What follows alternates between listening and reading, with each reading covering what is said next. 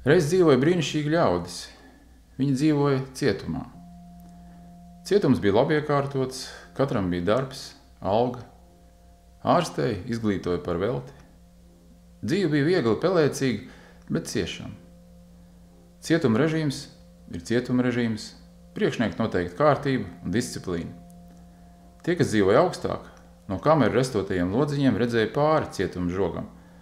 Tai pusē zāle bija zaļāka, zvirbuļi resnāki, Lakstīgals dziedāja primadonu balsīs, jaunieši audzēja matus līdz papēžiem, veikali bija pilni tādiem labumiem, par kādiem cietuma kioska rindā bija aizliegts pat runāt. Taču cietuma lielajā estrādē, muzejā, sporta zālē, klubā, tur gan gāja jautri. Ieslodzītie aizmirsās. Viņi dziedāja, dejoja, sportoja, gleznoja, līmēja no kartona sapņu mājiņas, no krāsainiem papīrīšiem lika kopā pasauli, kāda iztēlojās esamais žoga. Viņi nebija pavisam nelaimīgi. Viņi bija mazliet pat laimīgi, jo viņi mācēja sapņot. Viņi sapņoja un ticēja, ka tādai jābūt īstenībai. Kādu dienu cietuma žoga brīvības pusē sāk pulcēties daudz ļaužu, gan vieglajām, gan smagajām automašīnām.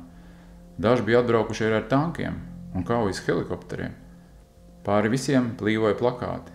Mēs jūs glābsim, mēs jūs atbrīvosim. Liniet laukā no kamerām, esiet drosmīgi, pieprasiet atvērt vārtus. Ieslodzītajos atmodās cerība. Tie pulcējās, jo ticēja, ka tas ir tas, ko bija redzējuši savos sapņos. Ieslodzītie noticēja, ka viņu sapņi kļūst par īstenību. Sākās īsta cīņa, daži pat gāja bojā. Vārti pavērās, atbrīvotāji un ieslodzītie satikās, apkampās un raudāja. Raudāja arī cietuma apsargi, nežēlīgais priekšnieks un tam iztepīgi ierēģi. Tie, kas vēl vakar meta karcerī par bībeles lasīšanu un tautas dziesmu dziedāšanu, šodien jau stāvēja ar bībelēm padusēs, līdz dziedādam tautas himnu. Visi kopā nojauca cietuma mūrus, ēkas, pārvērt modernos namos, fabrikas, rūpnīcas, saimniecības pārvērt lielveikalos, golfa laukumos, platību pļāvumos, saulēnos izcirtumos. Viss tika pārkārtots tā, kā tam bija jābūt. Taču izrādījās, ka tam jābūt pavisam ne tā, kā ieslodzītie to bija sapņojuši, bet tā, kā to jau pirms viņiem bija izdomājuši sen sapņot pārstājušie brīvās pasaules uzņēmēji. Bijušos ieslodzītos pie vārda nelaida. Ja kādu tomēr laida, tad tikai tos, kas nopelnus bija krājuši, darbojoties vecā cietuma ierēdniecībā vai uzticami pēcteču svītās. Pavisam netik drīz, taču bijušie ieslodzītie sajūta, ka jaunā brīvība aizvien vairāk un vairāk sāk atgādināt jaunu ieslodzījumu. Protams, pavisam citādāk, modernāk. Brīvi varēja braukāt no vienas zonas uz citu, pirkt, pārdot. To, ko agrāk varēja darīt pa kluso, nu varēja darīt atklāti. To, ko agrāk sauc par maucību, nu sauc par cilvēku tiesībām. Tos, kurus agrāk sauc par maniakiem, nu dēvē par cilvēku tiesību varonīgiem aizstāvjiem. Tie, kurus agrāk cietumā dēvē par gaiļiem, nu lepni uzstājās televīzijā, maršēja gaiļu lepnības parādēs un organizēja tiesas tiem, kas ar gaiļiem un maniakiem nebija draudzīgi. Bijušie ieslodzītie nosprieda. Vainīgi pie nepieņemamās kārtības ir bijušie cietuma priekšnieki un viņu jaunie amorālie svešzemi konsultanti. Lai bijušie ieslodzītie izbeigtu tādu savu skaļo domāšanu, jaunā ieslodzījuma priekšniecība sāka domājošos savā starpā sarīdīt. Tika organizētas plašas nacionālistu, internacionālistu, sociālistu, kapitālistu, inteliģentu, heteroseksuālistu un homoseksuālistu, dzīvnieku un dabas aizsardzības, abortu aizstāvi un abortu pretinieku, sīkzemnieku un lielzemnieku, darba ļaužu un bezdarba ļaužu, kristiešu un pagānu kampaņas, kurās katrs no visiem kritizēja visus. Ieslodzījuma režīma vadība apmierināt berzēja rokas un sildītās savās ar ieslodzītiem nolaupīto naudu apkurināmajās kabatās. Jaunā ieslodzījuma zonā bijušajiem ieslodzītajiem bija ievērojami mazāk tiesību un vairāk ierobežojumu kā svešzemju atbrīvotājiem, kas galvenokārt nodarbojās ar krāpšanu un laupīšanu. Priekšroka brīvi tirgoties bija vieslaupītājiem. Bijuši ieslodzītie brīvi savas zemes un mājas varēja tikai ieķīlāt un pazaudēt. Brīvi tās izpirkt varēja tikai vieslaupītāji, un kā likums par izsoļu viszemākajām cenām. Robežas taču bija vaļā, un pilnīga brīvība valdīja lidostās, kur 1100 izputināto varēja pamest nelaimes zonu, lai bēgtu uz citu laimīgāku. Pavisam brīvi bijušie ieslodzītie varēja izvēlēties arī lētus eitanāzijas pakalpojumus vai bezmaksas pašiznīcināšanos no bada vai izmantojot ļoti efektīgas vielas. Vientuļajiem un jau beigtajiem bija brīva izvēle tikt apglabātiem polietilēna maisos, un ja beigtie brīvi izvēlējās saspiesties ciešāk, tos vēl lētāk varēja apglabāt arī pa 2 vienā kastē.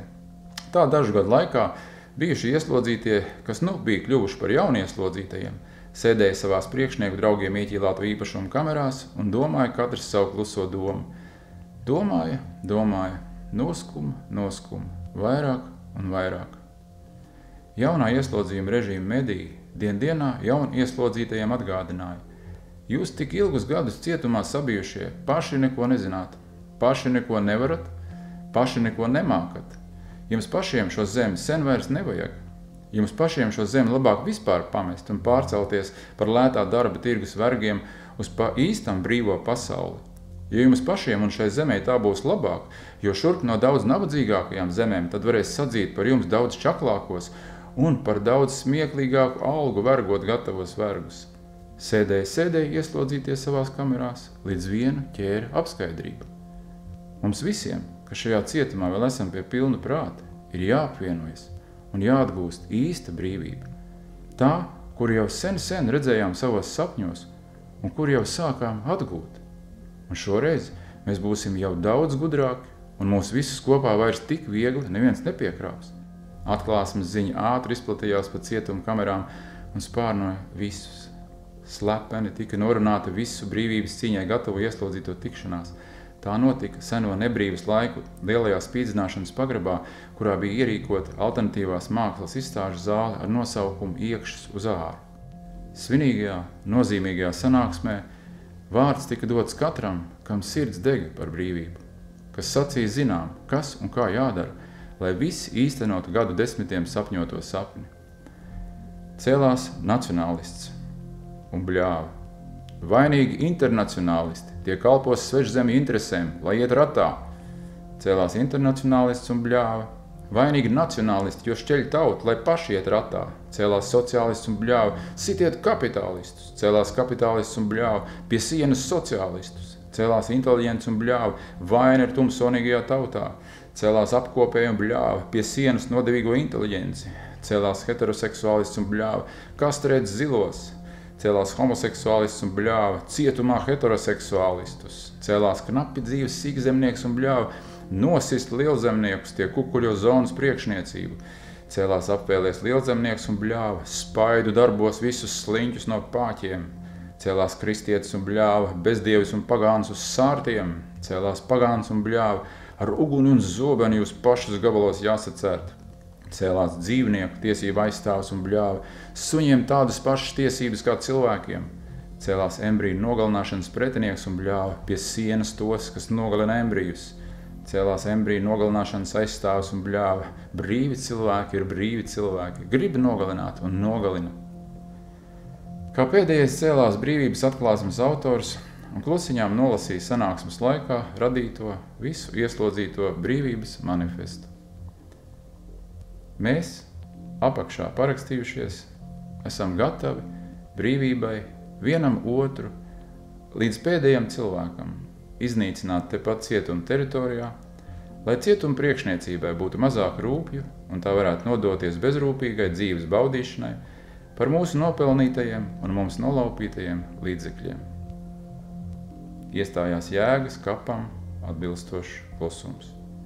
Bailēs no tādām šausmām visi ieslodzītie atteicās manifestu parakstīt un saprata, ka joprojām ir ar naidu vadāmi, ar meliem sarīdām, iedomīgi idioti, kam labāk un drošāk tomēr atgriezties labi uzraudzītajā ieslodzījuma kārtībā, kur pašiem par neko nav jāatbild, kur savu kameru kaktiņos var turpināt lolot savu naidu, iztēlojoties, ka taisnība mīt katrā kamerā, lai arī katrā kamerā tā ir citādāka.